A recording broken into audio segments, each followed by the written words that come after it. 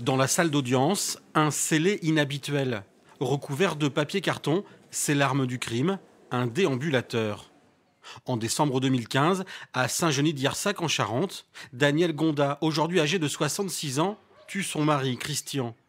Très rapidement, l'autopsie révélera des coups réguliers sur la victime, de la violence quotidienne et des disputes qui avaient même amené Christian Gonda à porter plainte pour violence conjugale quelques mois avant les faits. Pour l'avocat de la défense, on est loin du crime passionnel. Je vais essayer de rapporter la preuve que l'on peut concourir à la mort d'un être cher tout en regrettant bien évidemment ce que l'on a fait et tout en aimant sa victime. Elle ne souhaite qu'une seule chose, bien évidemment répondre de ses actes, être condamnée et pouvoir aller s'incliner sur la tombe de son mari. Particularité de ce procès, c'est qu'il n'y a pas de partie civile. Les enfants de la victime sont donc absents de l'audience. Une personne comparée libre, c'est le fils de l'accusé. Un homme de 40 ans poursuivi pour non-assistance à personne en danger. Témoin de la violence que subissait son beau-père, il n'a jamais contacté les services de police et n'a eu aucune réaction en découvrant la victime.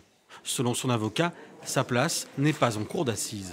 Il aurait dû être renvoyé devant un tribunal correctionnel et je ne sais même pas si les charges qui sont retenues contre lui sont suffisamment sérieuses et étayées.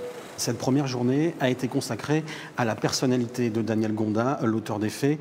Aujourd'hui, c'est une sexagénaire frêle, au visage émacié, qui s'exprime précisément sur les faits, mais toujours submergée par l'émotion. Le procès continue demain devant la cour d'assises de la Charente. Daniel Gonda risque la réclusion criminelle à perpétuité.